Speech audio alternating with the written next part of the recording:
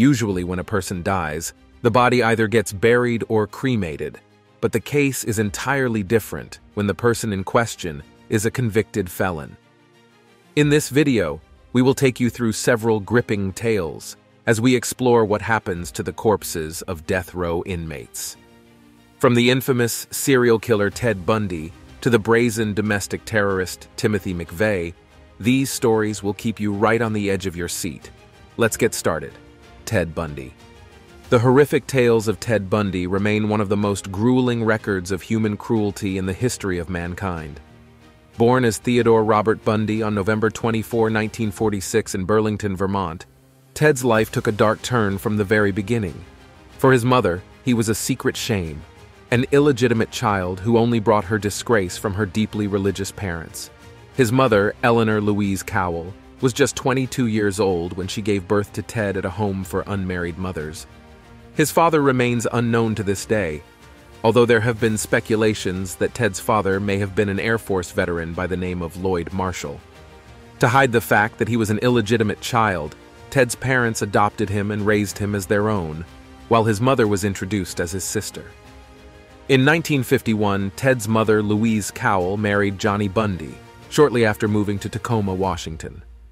While Ted had no choice but to take his stepfather's surname, he had very little respect for the man and harbored serious resentment against him.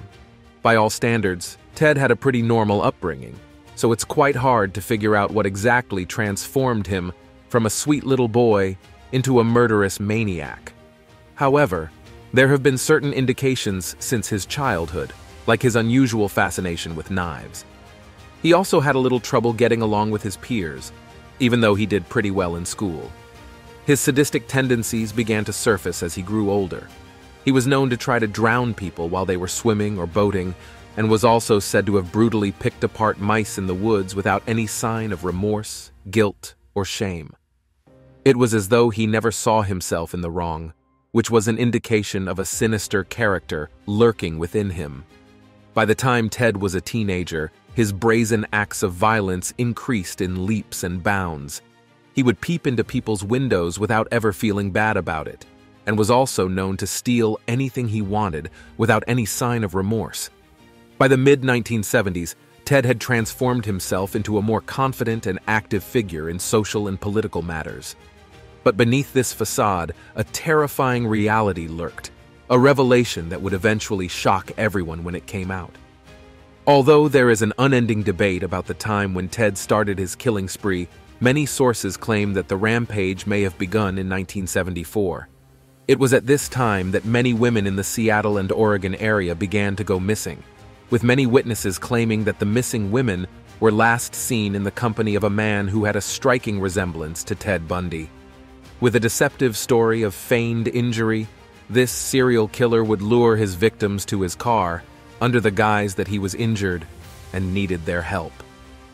After securing the trust of these innocent souls, he would commit the most horrific acts against these victims and ultimately end their lives.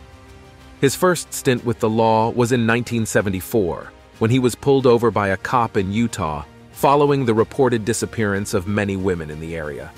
After searching his vehicle, the officer found several burglary tools, including a crowbar, a face mask, ropes, and handcuffs. He was then arrested for possession of these suspicious items, and investigators began linking him to the unexplained deaths. He was once again arrested in 1975 for the kidnapping of Carol DeRouch, one of the very few women who were able to escape his clutches. His subsequent conviction resulted in a 1 to 15 years sentence, but this crazed maniac had a little trick up his sleeves. After being indicted for the murder of a young Colorado woman, Ted asked to represent himself in the court. But on the way to the courthouse, he jumped out of a window and wasn't caught until 8 days later. In December of the same year, Ted also escaped custody after climbing out of a hole he made in his cell ceiling. During his trial, Ted's good looks and charismatic personality made him a sort of celebrity, but it couldn't save him from the consequences of his actions. In July 1979, Ted was handed 3 death sentences for the murder of 2 females, including 12-year-old Kimberly Leach. Following this sentence, Ted spent 9 years on death row, while he tried to overturn his sentence with many appeals. On January 24, 1989, Ted Bundy was executed by an electric chair at a Florida state prison. His execution was widely celebrated as a national event, with a massive crowd gathering outside the facility to commemorate the death of one of the most sadistic humans to ever live. After his execution, Ted's body was transported to the Alachua County Medical Examiner's office, where his brain was removed to study the signs of physical abnormalities that may have contributed to his violent behavior. His body was eventually cremated in Gainesville, Florida, as his ashes were scattered in the Cascade Mountains, where he was said to have taken the lives of at least 4 of his victims. Ted Bundy's story is one of the most disturbing true crime tales in history, but this next one takes things to a whole different level. Charles Manson. Up next, we take you through the story of one of the most villainous characters in the history of the United States. Charles Manson, also known as Charles Mills Maddox, was born on November 12, 1934, in Cincinnati. His mother, Kathleen Maddox, was a 16-year-old girl who was both an alcoholic and a prostitute, which should give you an indication of how tumultuous Charles's childhood must have been. After the birth of her first son, Kathleen later got married to a man named William Manson. But the marriage was short-lived and plagued with many troubles. Following the split, Charles was placed in a boys' school at just the age of 12, and all attempts to reunite with his mother were rejected. Eventually, he had to resort to living on the streets, getting by through petty crimes. In 1951, while he was just a teenager, Manson began to spend time in prison. He would eventually spend at least half of the first 32 years of his life behind bars, and when he wasn't incarcerated, he attended several reform schools in an attempt to turn his life around. His terrible upbringing dealt a heavy blow to his mental health and personality, and he was often described as unstable, with obvious signs of rejection and psychotrauma. His rap sheet was as long as can be, and was filled with crimes ranging pimping to passing stolen checks. In 1961, Manson was sent to McNeil Island Prison in Washington and spent the next 10 years of his life incarcerated at the facility.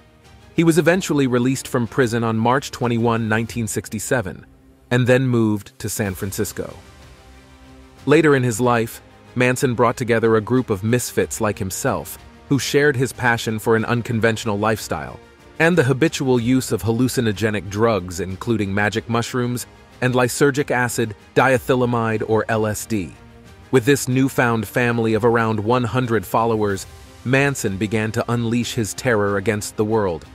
Together with his ardent followers, Manson moved from San Francisco to a deserted ranch in the San Fernando Valley. This group of deluded individuals also began to believe Manson's claim that he was indeed Jesus Christ, as he also gave several prophecies of a race war that was to come. On August 9, 1969, Manson gathered some of his ardent followers together and sent them on a mission to carry out the massacre of some Hollywood elites. During the course of their murderous rampage, Manson and his family murdered about 35 people, most of whom were high-profile individuals. After a lengthy trial, Charles Manson was eventually found guilty of first-degree murder and sentenced to death. But his death sentence was automatically commuted to a life sentence after the Supreme Court of California invalidated all death sentences prior to 1972. The criminal mastermind spent the remaining 46 years of his life behind bars, and he died of natural causes on November 19, 2017. Following his death, his remains became the subject of a fierce legal battle. For 4 months after his death, the Kern County Superior Court of California tried to determine who had the right to his body. There were many contenders, including 2 people who claimed to be his son, another man who claimed to be his grandson, and a 4th person who claimed that he was a beloved pen pal. In March 2018, Manson's body was eventually released to his grandson Jason Freeman, who disclosed that he planned to cremate his grandfather's remains and dispose of the ashes in an undisclosed location, Carlton Gary. The story of the Stalking Strangler is a chilling tale that sends chills down the spines of everyone who was alive to witness his reign of terror. Carlton Michael Gary was born on September 24, 1950 in Columbus, Georgia. From the very beginning of his life, Gary's life had been plagued by neglect. a factor that eventually took him down a dark and irredeemable path. His father was a construction worker who refused to accept responsibility for the child. As a matter of fact, Gary was said to have met his biological father only once, when he was 12 years old. His mother was also extremely poor, so he was often malnourished, and grew up in the houses of different relatives. When he was in elementary school, Gary suffered a serious head trauma after he was knocked unconscious during a playground accident. His path soon became more and more precarious, transforming him into a heavy drug user while he was just a teenager. Soon, he found himself engaged in both petty and serious crimes, ranging from robbery to arson to assault. But it wasn't until a couple of years later that he would eventually choose the path that ultimately led to his destruction. On February 12, 1970, a 62-year-old woman, Marion Brewer, was found strangled to death in her room at the Hampton Hotel in Albany. By the time her body was found, she had visible marks on her throat, and there were clear signs that she had been sexually abused.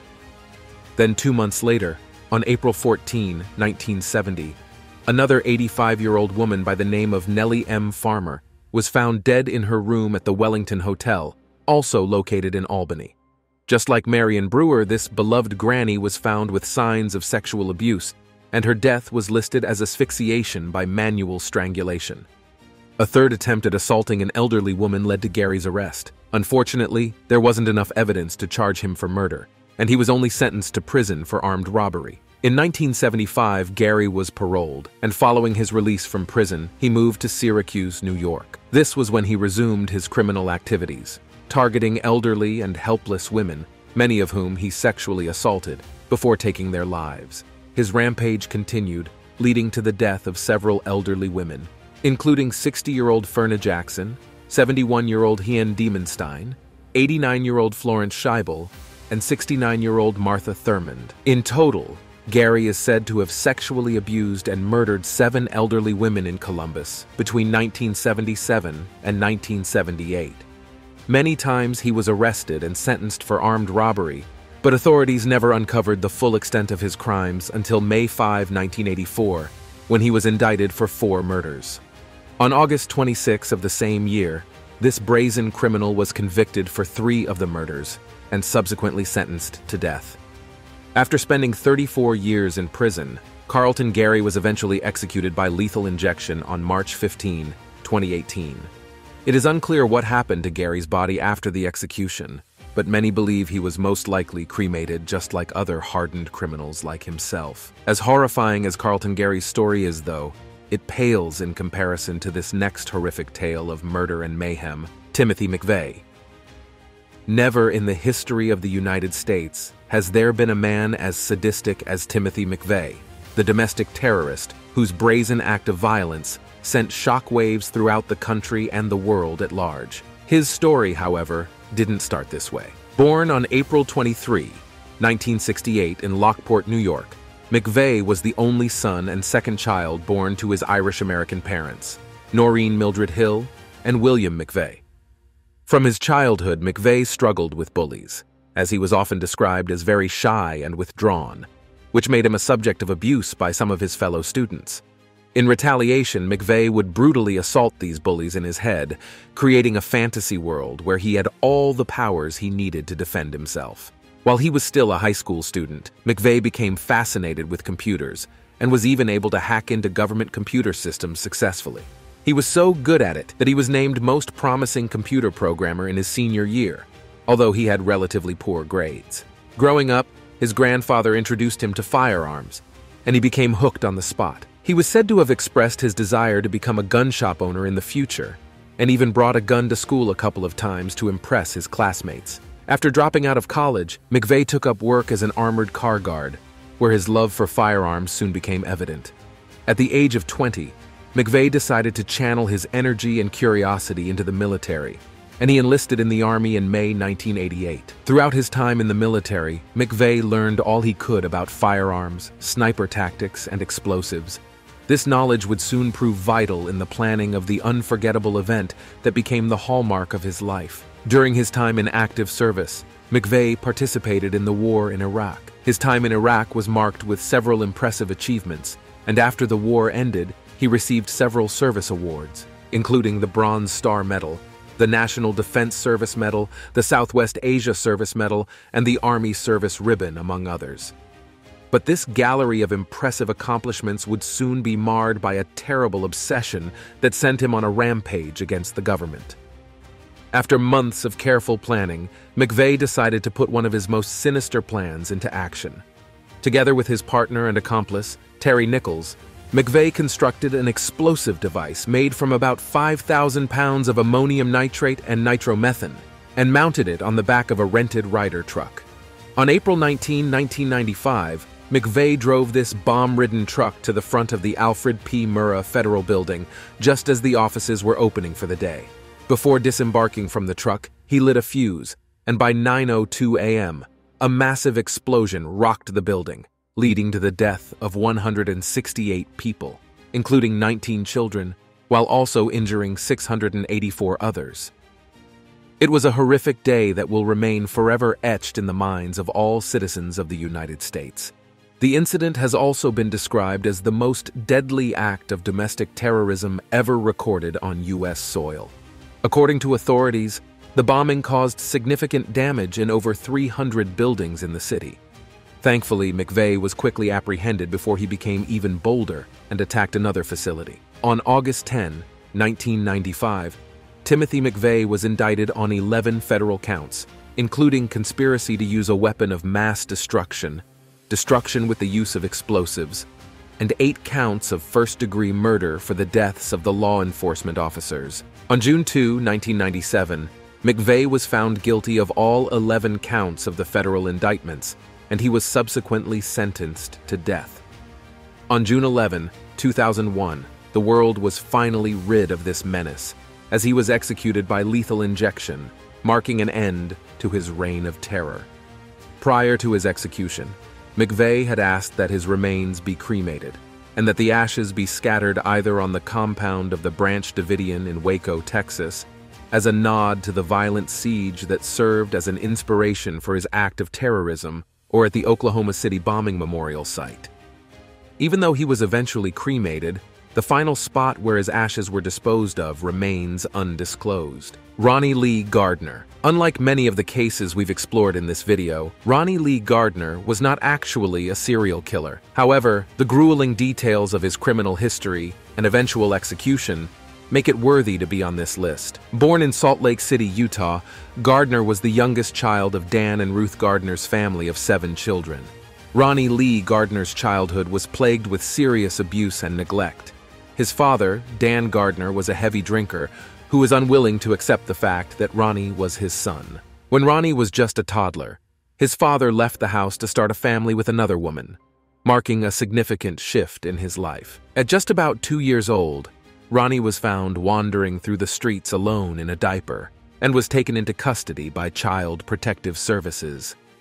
The rest of his childhood was plagued with mental torture, and by the time he was 10 years old, he was already addicted to drugs and was permitted to drink alcohol. It was also from his childhood that he began his dance with the law. In his early teens, he found himself incarcerated in several institutions, including an involuntary psychiatric commitment at Utah State Hospital in Provo. On August 6, 1984, Gardner successfully escaped from the hospital after faking an illness. This was when his journey took a pretty dark turn. On October 9, 1984, Gardner robbed an establishment known as the Cheers Tavern in Salt Lake City. Throughout the robbery, he was under the influence of cocaine, and in the process shot the bartender Melvin John Otterstrom in the face, killing him instantly. All these were for a robbery that earned him less than $100. 3 weeks later, he was arrested at the home of his cousin, and so began a whirlwind trial. During the proceedings, Gardner even attempted to escape from the courthouse using a revolver he had smuggled into the Metropolitan Hall of Justice at Salt Lake City. But before he could hurt anyone again, he was shot in the right shoulder by guard Luther Hensley. However, his escape attempt eventually led to the death of George Kirk, an unarmed bailiff who became a victim of the murderous rampage. A medical diagnosis revealed that Gardner had been suffering from antisocial personality disorder, but this wouldn't save him from the consequences of his actions. In June of 1985, he pleaded guilty to the murder of Otterstrom. and was subsequently sentenced to life imprisonment without the possibility of parole. He was also found guilty of capital murder and sentenced to death. For the next 25 years, his life was marked by constant appeals, while he gained a huge reputation in prison for being a troublemaker. He was eventually executed by a firing squad on June 18, 2010, at the age of 49. Following his execution, his remains were cremated and released to his daughter to be taken back to Idaho with his family members. Gardner's case sparked a huge debate on the issues surrounding the death penalty, as well as the prolonged debate of the amount of appeals available for convicts awaiting the death sentence in a capital case. This next case, however, features some twists and turns that will leave you both baffled and intrigued. Before we go on with more stories surrounding what happens to the corpses of death row inmates, check out our subscribers' pick for today. As we explore the gripping tales of these criminals on death row, we can't help but wonder about the alleged abuse that some of the criminals face as they await their final penalty. This is especially common among female convicts, whose bodies are targeted as means of added punishment for their crimes. This raises a controversial question about the rationale behind the practice of the death penalty and the conditions some of these death row inmates face towards the end of their lives. Do you believe these inmates awaiting their execution truly deserve the horrific treatment they are made to endure prior to their executions? Is their criminal history enough justification for the acts of torture and violence they sometimes endure in prisons? As always, feel free to share your thoughts with us in the comments section. Now, let's get back to the video. Robert Alton Harris. Just like many of the other convicted criminals on this list, Robert Alton Harris's childhood was plagued with many troubles, which led to his down an inevitable path of criminality. His first arrest was at the age of 10, and when he was just 13 years old, he was incarcerated in a juvenile detention center for stealing a car. He was soon released, but his mother had had enough, and she abandoned him by the time he was 14. This traumatic experience pushed him back into the world of crime, and he soon found himself back in juvenile detention for the same crime of trying to steal another car. He was eventually released again, and this time around, his life seemed to find a sort of balance. He found a good job, got married, and even had a son. But this noble path wouldn't last for too long, and by 1975 he was back behind bars, this time for an even bigger crime of manslaughter. After spending just 3 years in prison, he was released on parole and given a chance to turn his life around. But he wouldn't take that chance. As a matter of fact, his release opened up the opportunity to perpetrate an even greater crime. On July 5, 1978, Harris and his younger brother took over a car driven by two 16-year-old boys. John Majewski and Michael Baker were on a drive around town when they got accosted by these brazen criminals who had nothing but terrible intentions for the boys. After instructing them to drive to a remote area, Harris and his brother murdered the boys in cold blood, then proceeded to use the car as the getaway vehicle for an armed robbery operation at a bank in San Diego. Less than an hour after the robbery, Harris was arrested and charged with murder, kidnapping, auto theft, burglary, and bank robbery. After an emotional trial that gained massive popularity in the media, Harris was found guilty and sentenced to death on March 6, 1979. The rest of his time on death row was spent trying to appeal his sentence, but all his attempts fell on deaf ears. On April 21, 1992, Robert Harris was executed by gas chamber at the San Quentin prison. After he was confirmed dead, his body was removed and transferred to a funeral home, but it remains unclear what happened to the remains afterwards.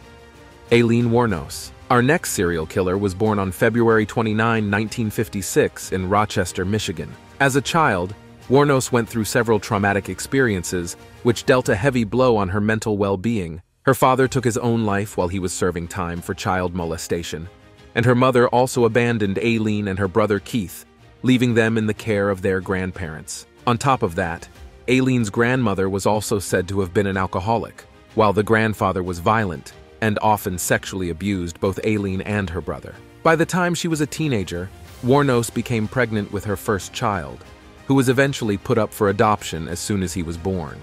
At a point in her life, she also lost her shelter and had to survive in the woods, so she wasn't essentially living the American dream.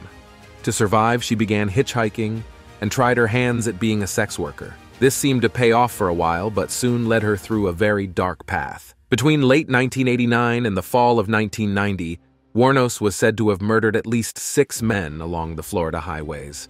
During her trial, she claimed self-defense, with a story of sexual assault that didn't really add up. The trial was surrounded by a massive media frenzy, which saw her story being broadcast across several countries. The trial came to a head on January 27, 1992, after a jury found Wuornos guilty of first-degree murder. She was subsequently sentenced to death for each of the murder charges, after she pleaded guilty to every single one of them. Throughout her decade-long stay on the death row, Wuornos's lawyers tried to cite the state of her mental health as a cause for staying the execution order. But this excuse wouldn't keep her from the consequences of her actions for too long. After an evaluation by 3 different psychiatrists, Aileen was found capable of understanding the death penalty and the reason for its implementation.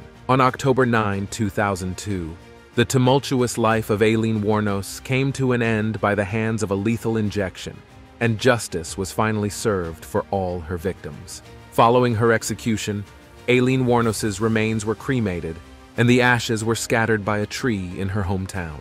Aileen's story is of a troubled woman who chose a path of destruction and met her end after the long arm of the law caught up with her. It reminds us of the depravity that is an ingrained part of human nation, and the fact that no matter how long it takes, justice will always prevail. Thank you for watching this video. See you in the next one.